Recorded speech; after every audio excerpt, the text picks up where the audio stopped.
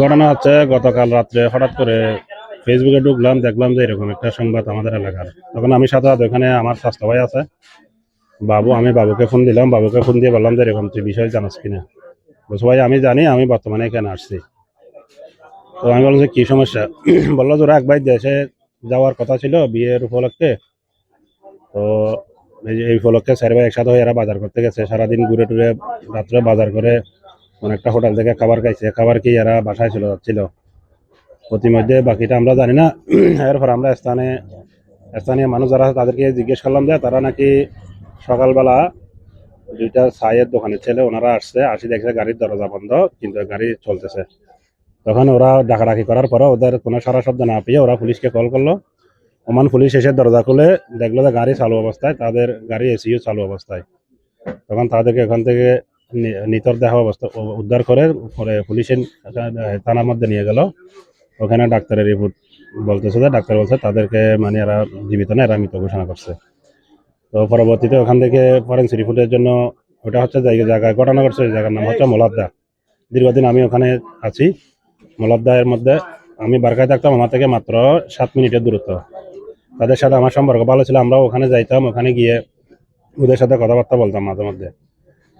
এতটুকুই ছিল আমাদের এখানকার সম্পর্ক। ওমানে বাংলাদেশ কমিউনিটি আছে আমাদের লোকজন, বিশেষ করে আমাদের রবিউল ভাই, রাশেদ মিয়াজি ভাই, তারপরে রানা, তাদের মাধ্যমে আমরা সার্বক্ষণিক যোগাযোগ রাখার চেষ্টা করতেছি। আচ্ছা, দেশে আনার বিষয়ে আপনাদেরকে তারা কোনো কিছু জানিয়েছেন কিনা? হ্যাঁ, দেশে আনার বিষয়ে আমাদের বাংলাদেশ সোশ্যাল ক্লাবের একজন মেম্বার রবিউল ভাই, যিনি আমার বন্ধু এবং বড় ভাই, উনি আমাকে গতকাল ইনফর্ম করছেন এখান থেকে একজনের যে লাশ রিসিভ করবে তার আইডি কার্ড, ছবি এবং চেয়ারম্যান সার্টিফিকেট দেওয়ার জন্য, পাওয়ার অফ অ্যাটর্নির জন্য। আর ওখানে তাদের খালাতো বোনের একজন জামাই আছে, ওনার নাম্বার আমি রবির ভাইকে দিয়েছি। তারা বলছে যে সর্বোচ্চ চেষ্টা করবে এবং বিনা খরচে 4 ভাইয়ের লাশ দেশে পাঠানোর ব্যবস্থা করে বাংলাদেশ সোশ্যাল ক্লাব এবং বাংলাদেশ কমিউনিটির পক্ষ থেকে। এটা আমাকে গতকাল নিশ্চিত করেছে। আচ্ছা, আপনি আপনার বাড়ি তো তাদের বাড়ির পাশেই, আপনি তাদের বাড়ির সর্বশেষ অবস্থাও হয়তো জানেন। আমরা তাদের বাড়ির সর্বশেষ অবস্থাটা একটু আপনার কাছ থেকে জানতে চাইবো। গতকাল রাত্রে পর্যন্ত অনুরোধ জানাচ্ছি এবং তাদের পরিবারের সাথে কোন রকম যোগাযোগ না করতে পারলে আমাদের জন্য এটা অত্যন্ত ভালো হয়। আসলে এটা অনেক হৃদয় বিদারক একটা ঘটনা। ছোট ভাই শহীদ আর হচ্ছে সিরাজ, দুজনেই আমাদের বন্ধু ছোটবেলার। আমরা একসাথে থাকতাম সবসময়। যে সিরাজের সাথেও গত পরশুদিন কথা হয়েছিল যে দেশে আসতেছে। এখন কালকে মাগরিবের পর শুনতেছি যে প্রথমে শুনছিলাম মেজা ভাই মারা গেছে, এরপর শুনতেছি 2 ভাই মারা গেছে, মানে বড় যে 2 ভাই মারা গেছে।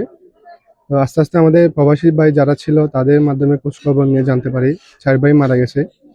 এবং আসলে রহস্যজনক বিষয় যে মানে গাড়িরও কিছু হয় নাই, ওরাও মানে মানে একদম কোনো ক্ষত ছিল না, মানে ওদের শরীরে কোনো ক্ষত ছাড়া ওদেরকে উদ্ধার করা হয় মোলাদ্দা নামের একটা জায়গা থেকে, গাড়ি থেকে উদ্ধার করা হয়। তা আসলে আমরাও জানতে চাই যে তদন্তের মাধ্যমে সুষ্ঠু মানে কি ঘটনা ঘটেছিল। আসলে ওমান দূতাবাসের কাছে আমাদের একটা অনুরোধ, লাশটা যত দ্রুত পারে আমাদের দেশে পাঠানোর চেষ্টা করলে ভালো হবে। আর ওদের মানে আমাদের বাংলাদেশ সরকারের কাছে অনুরোধ যে ওদের পরিবারের পাশে দাঁড়াবেন ইনশাল্লাহ।